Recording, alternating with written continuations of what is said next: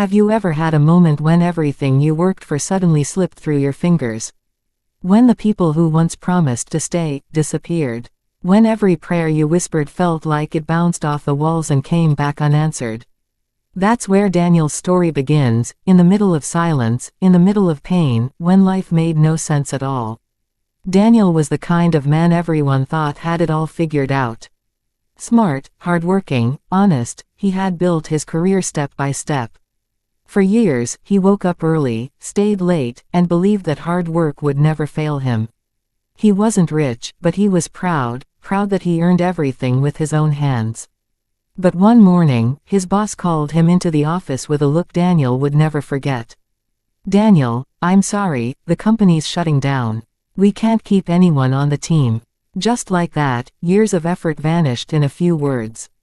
He walked out of that building with a box of his things, a few files, a family photo, and his coffee mug, his heart heavy, his mind spinning. He thought to himself, how could this happen? I gave everything to this job. Weeks passed. He applied everywhere, sent resumes, made calls, nothing worked. The savings he had built slowly drained away. Rent was due, bills piled up, and he started skipping meals just to stretch what little money he had left. Every night, he stared at the ceiling, whispering, "God, are you even listening? Why me?" But silence was the only answer. Then came the worst night. It was raining hard. Thunder rolled across the sky like it was echoing his thoughts. Daniel sat by the window, staring at the dark clouds, feeling like they were swallowing him whole. He thought of all the people he knew, old friends, coworkers, everyone seemed to have moved on with their lives while he was stuck in the same painful loop.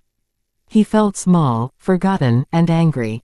His phone buzzed, a message from his landlord reminding him that rent was due in 2 days. Daniel sighed and whispered, "God, I've done everything right. I've worked hard. I've stayed honest. Why are you letting me fall like this?" For a moment, he almost gave up. He thought maybe God had stopped caring. But then, something strange happened. As he sat in the dark, a thought crossed his mind, quiet, gentle, but clear. Maybe you're not being punished. Maybe you're being prepared. He didn't know where it came from, but that thought lingered. The next morning, he forced himself to get out of bed and take a walk. He didn't know why, but something inside told him to step outside, maybe just to feel the air again, maybe to think clearly. The streets were quiet after the storm. Puddles reflected the rising sun, and birds sang softly like nothing bad had ever happened. Daniel walked aimlessly until he saw an old man struggling to carry heavy grocery bags.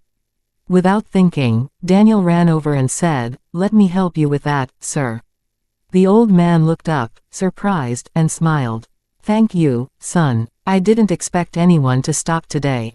They walked together for a few minutes. The man's name was Mr. Raymond, a retired teacher who had lived in the same neighborhood for decades. His voice was calm, full of kindness. As they reached his doorstep, the old man said, "You look troubled, son. Something heavy on your mind?" Daniel tried to smile. "Just life, I guess. It hasn't been easy lately." Mr. Raymond nodded. "Life never is. But tell me, do you believe in God's plan?" Daniel hesitated. "I used to. But now, I don't know. If God has a plan, why does it hurt so much?" The old man chuckled softly. "That's a question every soul asks at least once. You see, a seed must be buried in the dark before it can grow. Maybe you're not buried, son. Maybe you're being planted." Those words hit Daniel like lightning. Planted, not buried. He stood there, speechless. For the first time in months, something warm flickered inside his chest, hope. A tiny spark, but it was enough to keep him standing. That night, Daniel couldn't stop thinking about what the old man said. He looked around his small apartment, the empty shelves, the bills, the quiet. And he whispered to himself, maybe there's something I can't see yet. Maybe this pain has a purpose. He didn't realize it, but that small shift in his heart, that one tiny belief, was the start of his transformation. Because faith doesn't always begin with a miracle, sometimes, it begins with a whisper that says, keep going. Over the next few days, Daniel decided to take small steps. He started walking every morning, clearing his mind, trying to see beauty again, in the sunrise, in the sound of birds, in the laughter of children playing nearby. He didn't have money, but he had time. And he decided to use it wisely. He began volunteering at a small community center where Mr. Raymond sometimes helped with after-school programs. Daniel thought it was just something to pass time, but little did he know, this was God's plan in motion. Every child he helped, every smile he saw, slowly began to heal the cracks in his heart. He was still struggling, but now he had a reason to get up each morning. He was beginning to see that sometimes, when God removes everything from your life, it's not rejection, it's redirection. Daniel's story was still in the middle of its storm. But for the first time, he stopped asking, "Why me?" and started saying, "I trust you." Because sometimes, the sunrise comes slowly. And before it appears, there's always the darkest part of the night. The days that followed were quiet but different. Daniel woke up earlier than before, not because he had somewhere to go, but because his heart finally felt a small pull to move. Each morning he'd walk through the park, the same one where he'd first met Mr. Raymond. The old man often sat on the same wooden bench, feeding the birds, a faint smile always resting on his face, as if he knew something Daniel didn't. One chilly morning, Daniel waved as he passed by. Mr. Raymond called out, "Sit down, son. You look like you're thinking too much." Daniel laughed softly. "I always am, sir." They talked about life, faith, and the strange ways things happen when we least expect. Daniel told him about the sleepless nights, about how hard it was to trust God when nothing made sense. Mr. Raymond listened carefully, nodding, before saying, "Faith is not built when everything is going right, Daniel. Faith is built in the silence, when God seems far, but you still choose to believe He's near." Those words echoed in Daniel's mind long after he left the park. That evening, as he walked home, he passed the small community center on the corner. Children's laughter spilled out from the open door, and he paused, watching them play. Inside, a volunteer was trying to calm a group of kids arguing over a basketball. Daniel smiled without thinking. Something in him stirred, a memory of simpler days, of joy without reason. Mr. Raymond's words came back again, "Help others, it will remind you that you still matter." The next day, Daniel walked into the community center. The lady at the front desk looked up. "Can I help you?" she asked kindly. I was wondering if you need volunteers." Her face lit up. "We always need help. You can start right now if you'd like." That simple, yes, changed everything. At first, Daniel helped with small things, stacking chairs, serving snacks, sweeping floors.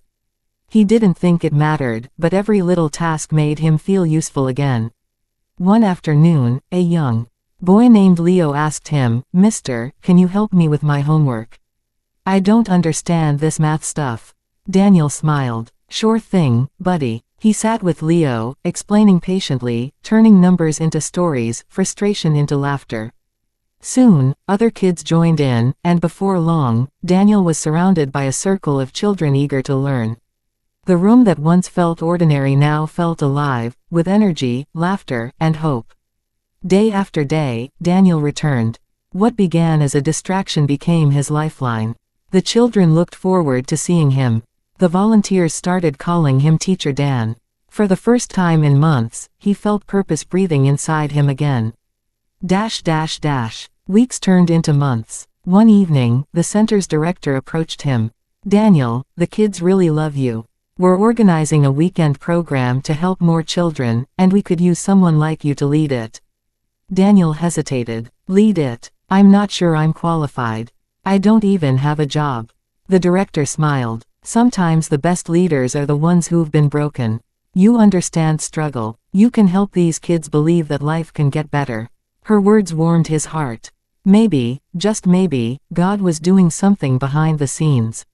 He accepted the offer. The following weeks were busy but fulfilling. Daniel poured his heart into planning lessons, games, and small motivational talks for the kids. He didn't realize it, but each word he spoke to them was also healing a part of himself. One afternoon, during a workshop about dreams and goals, he told the children, Sometimes, life takes away what you love, not to break you, but to build you into someone stronger. God's plan doesn't always make sense, but it always leads somewhere good. The room went silent. Even the youngest kids listened closely. Daniel looked around and saw hope in their eyes, and tears in his own. He thought of all those nights when he had asked, God, why me? Now he understood, God was using his pain to give others strength. But life, as always, tests the heart before it rewards it. One cold evening, the center's heating system broke down. The staff were worried they might have to cancel the weekend program Daniel had worked so hard on. Repairs would cost more money than they had. Daniel could have walked away, but something inside told him not to. He spent the entire night making phone calls, emailing people, even reaching out to old contacts from his previous job. By morning, he had gathered enough donations to fix the problem. When the repairman turned on the new heating system, warm air filled the room again. The kids cheered, and Daniel just stood there smiling, realizing that sometimes God tests your persistence right before your blessing arrives. A week later, the weekend event took place, and it was a success. Parents came, kids performed, laughter filled every corner of the building. At the end, the director called Daniel to the stage. This man, she said proudly, turned his pain into purpose. He reminded all of us that one person's kindness can change an entire community. The crowd clapped. Daniel bowed his head, overwhelmed. In the audience, Mr. Raymond sat smiling proudly. After the event, he walked up and said, "See, son. I told you, you weren't buried. You were being planted. Now you're growing." Daniel hugged the old man tightly, his eyes wet. "Thank you," he whispered. "You showed me that God never leaves, even when we can't see him." That night, Daniel walked home under the quiet sky. The stars glowed softly, and the wind carried the scent of rain. He thought about everything that had happened, the job loss, the loneliness, the pain. And now this. It all fit together like a puzzle he could finally see. He realized that sometimes God doesn't answer prayers the way we expect. Instead of giving you what you ask for, he gives you what you need, the experience, the strength, the wisdom to handle what's coming next. As he reached his apartment door, Daniel looked up at the night sky and whispered, "I don't know what tomorrow holds, Lord, but I trust you. Thank you for not giving up on me, even when I gave up on myself." The wind blew gently as if to answer him. The community center had become Daniel's second home.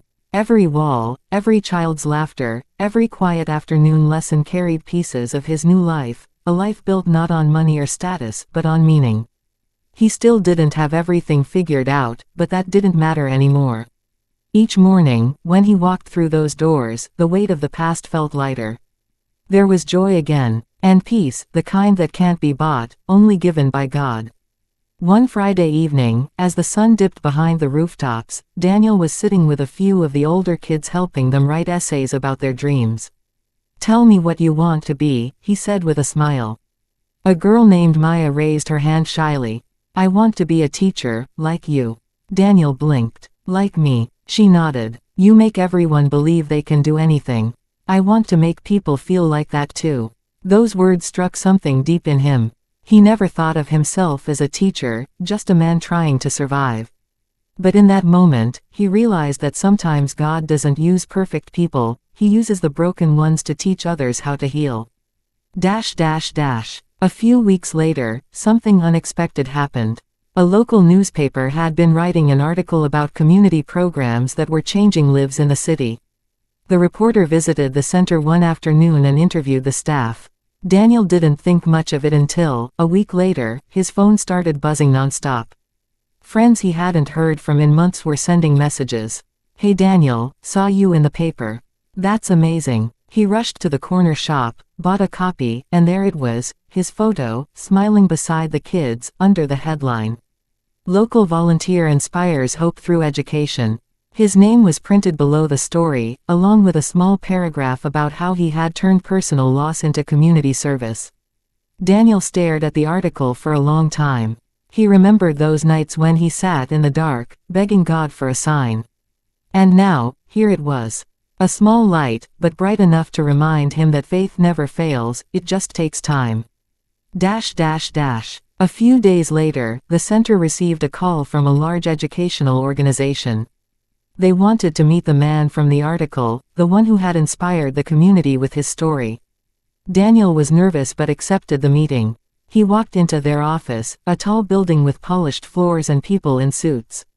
It felt like a different world from the humble center he knew. The interviewer, a woman named Grace, smiled warmly and said, "Daniel, we were deeply moved by what you've done for those kids. We run programs across the state, and we think you'd be perfect as a coordinator for our youth initiative." Daniel froze. "Me? I'm not qualified for that. I don't even have a teaching degree." Grace laughed softly. "We're not looking for degrees. We're looking for people with heart. You've already done what our program is all about, changing lives."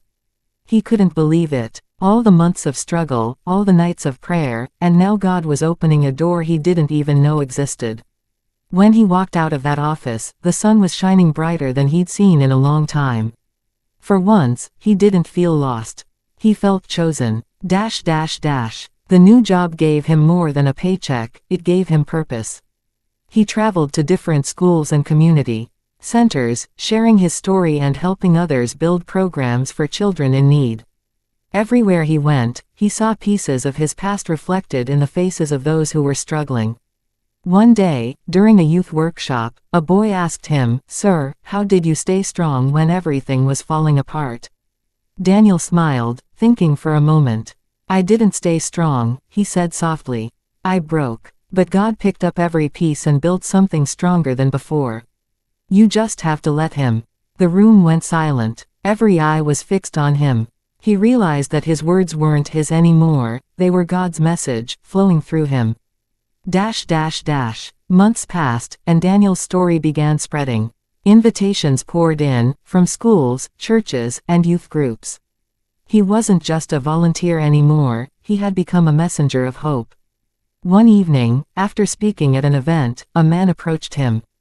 His face looked familiar, it was his old boss from the company that had shut down.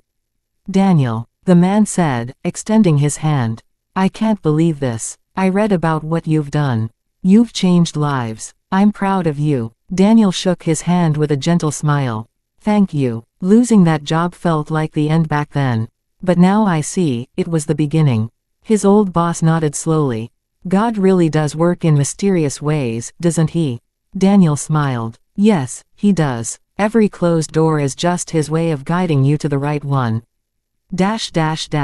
Later that night, Daniel stood alone outside the hall, looking up at the sky. The stars shimmered like tiny reminders that light always finds its way through darkness. He thought of Mr. Raymond, the wise old man who first told him, "You're not buried, you're being planted." He decided to visit him the next day. When he arrived at the park, Mr. Raymond was sitting in his usual spot, feeding the pigeons. Daniel walked up and hugged him tightly. "You were right," he said. "I was being planted. I just couldn't see it back then." The old man chuckled softly. "And now look at you. You're not just growing, you're helping others grow too. That's how God works. He never wastes a single tear." They sat in silence for a while, watching the sunset. The sky glowed golden, and Daniel realized how far he had come, from the man who once shouted at the heavens, to the man who now thanked God for the same storms that had once broken him. Years had passed since Daniel's darkest nights.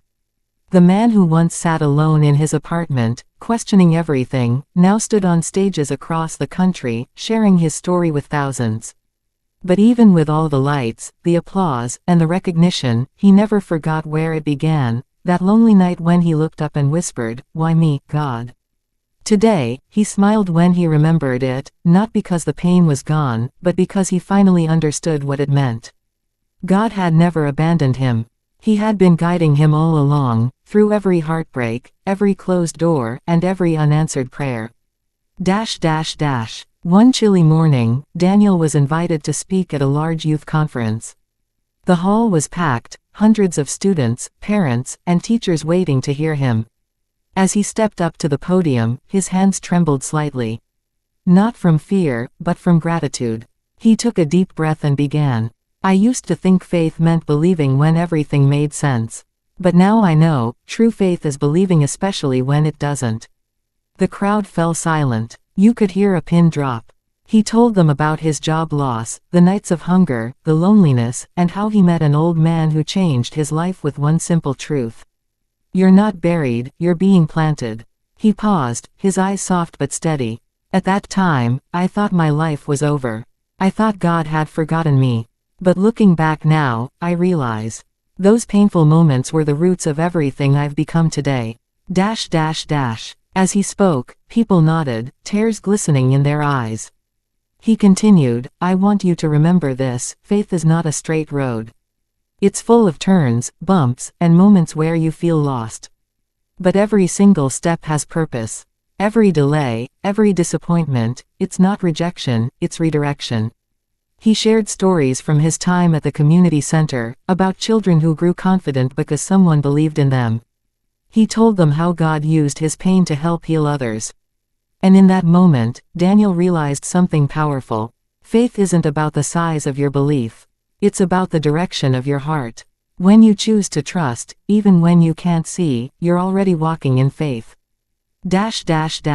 After his speech ended, the crowd rose in applause. But Daniel didn't bask in it.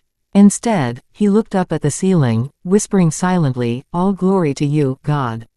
You did this. After the event, a young woman approached him. She looked nervous, clutching a small notebook. Mr. Daniel, she said softly, I lost my job a few months ago. I've been praying, but it feels like God isn't listening. What should I do? Daniel smiled gently. Keep praying. Keep trusting. Even when nothing changes, believe that God is still working behind the scenes. He's building something you can't see yet. I promise, one day, you'll look back and thank him for every unanswered prayer. Her eyes filled with tears. Thank you, she whispered. He handed her a note he carried in his pocket, words he once wrote to himself during his darkest time. It said, God is never late. He's just writing your story carefully. As Daniel walked out of the hall that evening, the sunset painted the sky in colors of fire and gold. He stood there for a while, breathing in the cool air, his heart calm. For the first time in his life, he didn't need to understand what was coming next. He just needed to trust. That weekend, Daniel went back to visit the park where everything had begun, the same wooden bench, the same peaceful silence. But this time, the bench was empty. Mr. Raymond was gone. Daniel sat down slowly, a wave of emotion flooding through him. He closed his eyes and whispered, Thank you, old friend. You showed me how to find God in the middle of the storm. As he sat there, a soft breeze brushed against his face, and a single leaf floated down from the tree above, landing gently in his lap. He smiled. Maybe it was just the wind. Or maybe, it was a quiet reminder, from heaven itself, that he was never alone. Over the next few years, Daniel continued his mission. He built educational programs for struggling children, mentored broken souls, and spoke about faith wherever he went. But his message never changed. Your struggle is not the end, he'd tell people. It's preparation. Every storm, every heartbreak, every silent night, God uses it all to shape you into someone stronger, wiser, and more compassionate. You might not see his hand, but he's always there, guiding, healing, preparing. One evening, as he sat by his window with a cup of tea, Daniel opened his old journal, the same one he used to write prayers and frustrations in when life seemed hopeless. The first few pages were filled with tears and pain. God, why me? God, I can't do this. God, are you even listening? But as he flipped through the pages, something changed. Later entries read, God, I trust you. God, I see what you were doing. Thank you for the plan I couldn't see. Daniel smiled, closing the journal softly. He whispered, You really did have a plan all along.